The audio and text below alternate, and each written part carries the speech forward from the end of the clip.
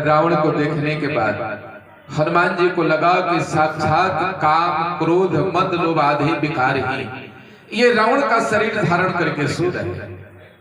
अब देखें, रावण को जब देखते हैं तो हनुमान जी के मन में एक विचार आता है, एक पल के लिए, लेकिन अगले पल वह विचार बदल जाता है। क्या विचार आता है और बदलता है तो क्या होता है, सुनेंगे ध्यान से।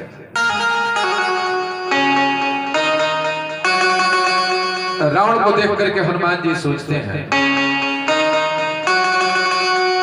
कि जिसने मां सीता हरी हर लो उसके प्राण, फिर सोचे इस श्रेय के योग्य नहीं हनुमान, योग्य नहीं हनुमान। रावण को देख करके पहले तो सोचते हैं किस पापी ने मेरे सीता मैया का हरण किया है, क्यों न मैं इसके प्राण का हरण कर लूं। फिर सोचते हैं कि नहीं, यह श्रेय तो मेरे प्रभु श्री राम जी के लेने लायक है, इसलिए यह श्रेय मैं नहीं लूंगा। यही सोच करके हनुमान जी उसके बगल वाले कक्ष में जाते हैं, और जब वहां जाते हैं तो वह कक्ष मंदोदरी का है। मंदोदरी सो रही थी गहरे नींद। सोते हुए मंदोदरी को देख करके हनुमान जी रुक करके पहचानने का प्रयास करते हैं कि कहीं यह मेरी मां सीता तो नहीं। क्यों?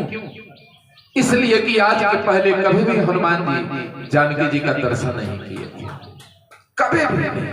आज अब सोते हुए मंदोदरी को देख करके हनुमान जी पहचानने का प्रयास कर। अच्छा, आप विचार करें, हनुमान जी सीता जी का कभी फोटो भी नहीं देखे थे, ऐसे भी दर्शन नहीं किए थे, तो पहचानेंगे कैसे?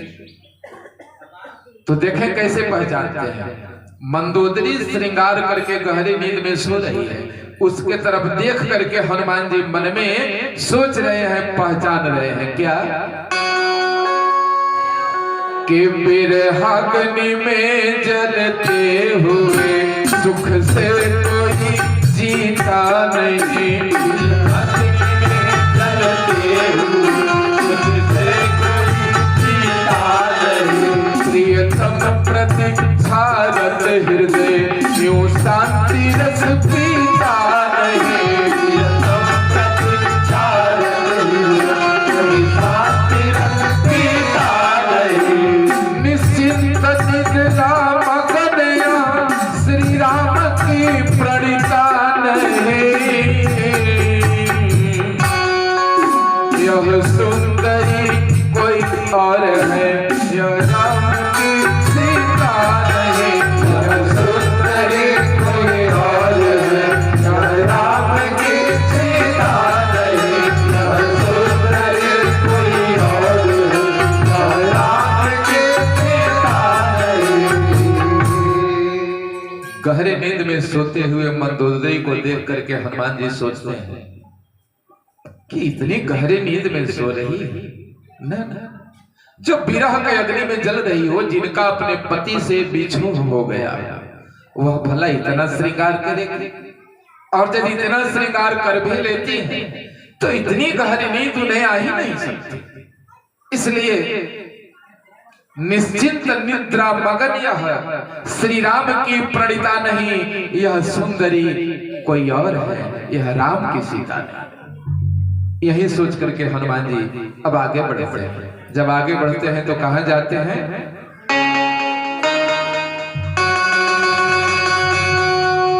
खोजते खोजते सिया को कपि पहुंचे उस धाम,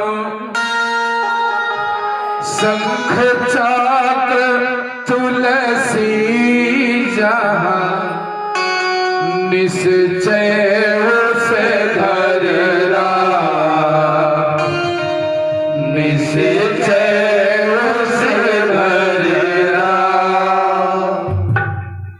ढूंढते ढूंढते हनुमान जी जब कुछ दूर और आगे बढ़ते हैं तो भवन एक पुण्य दिख सुहावा, एक ऐसा भवन हनुमान जी को दिखाई पड़ता है जिस भवन के दीवारों पर राम आयुध अंकित किए, राम जी के आयुध बनाए गए थे।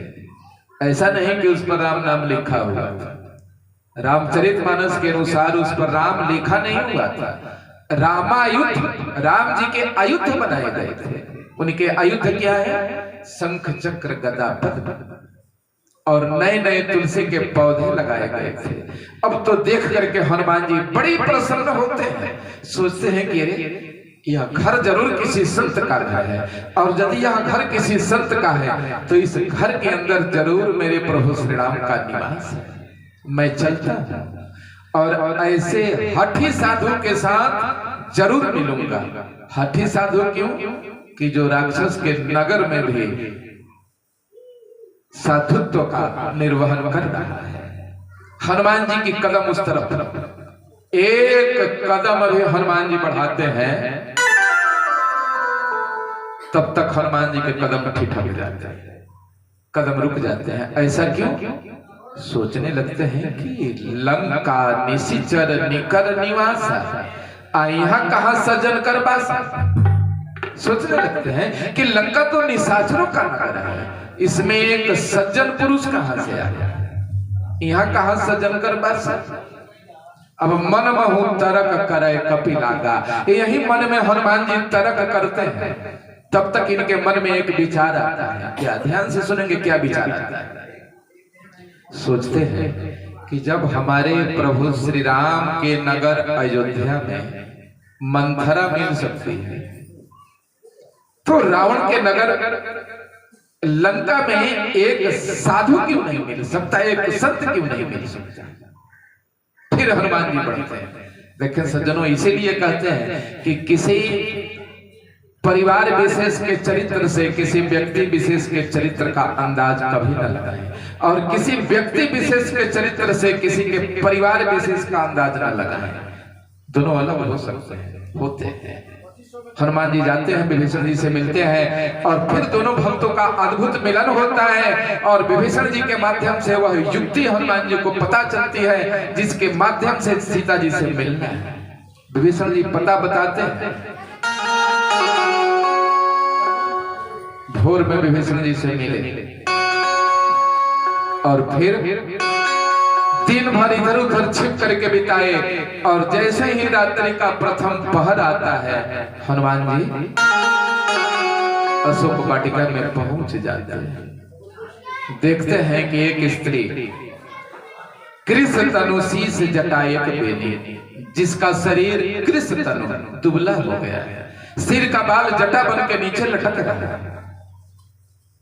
देख करके सोचते हैं हनुमान जी की, लगता है कि यह मेरी मां सीता जी ही है, लेकिन मैं भरोसा करूं तो कैसे करें, यह तो कुछ बोल नहीं रही। अच्छा, इनके मन में प्रवेश करके देखता हूं कि यह सोच क्या रही है। तो जैसे ही हनुमान जी जानकी जी के मन में प्रवेश करते हैं, अच्छा मन में कैसे प्रवेश किए? हनुमान जी का नाम है मनोजव, मन से ही प्रकट होते हैं तो मन में समा क्यों नहीं जाएंगे।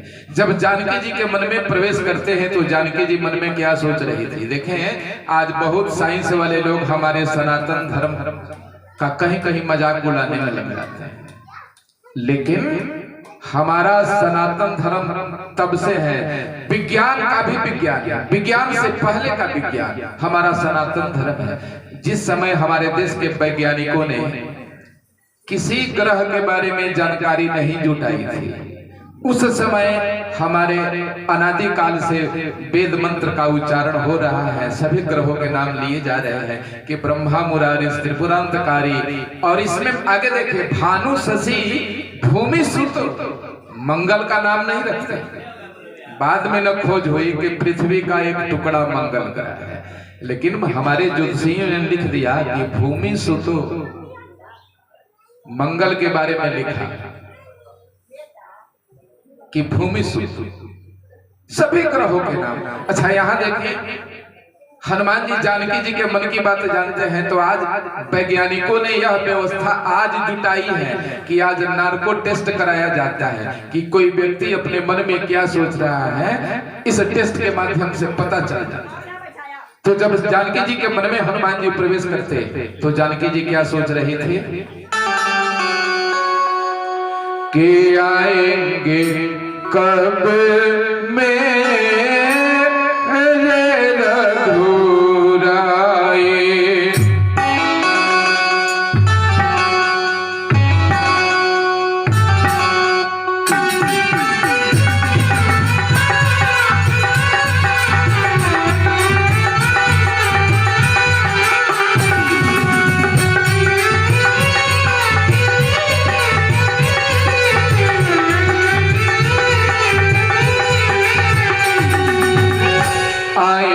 कब मेरे रघुराई, आएंगे कब मेरे रघुराई, आएंगे कब मेरे रघुराई।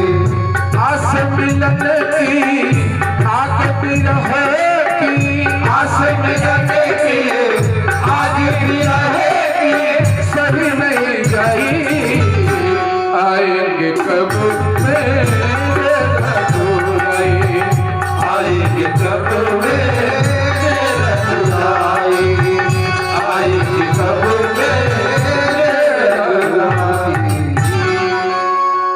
हनुमान जी समझ जाते कि यह सीता माँ ही है। उनके बैठने का अंदाज देख करके भी हनुमान जी समझते हैं कैसे बैठी हुई हैं सीता जी। तो निज पद नयन दिए मन, राम पद कमल लीन, परम दुखी भावन सता देखी जानते दे। कैसे बैठी है जानकी जी कि निज पद नयन दिए, अपने चरणों के तरफ देख रही है, लेकिन मन राम पद कमल लीन, मन जो है यह राम जी के चरणों में लगा हुआ है। हनुमान जी समझ, अच्छा ऐसा कैसे हो सकता है कि अपने चरणों को देख रही हैं लेकिन राम जी के चरणों का स्मरण कर रही हैं। इसलिए कि जानकी जी के दाहिने पैर में जो निशान थे वो हमारे प्रभु श्री राम जी के बाएं पैर में है, और जो जानकी जी के बाएं पैर में निशान थे वह हमारे राघव जी के दाहिने पैर में है। यह देख करके इनके चरणों को स्मरण में ला रही थी जानकी। अब हनुमान जी दूर से ही प्रणाम करते हैं और अशोक के पत्तों में छिप करके बैठ जाते हैं। और तब तक रावण आता है, और जब रावण आता है तो भांति भांति से जानकी जी को समझाने का प्रयास करता है। कहता है कि हे सुमुखे,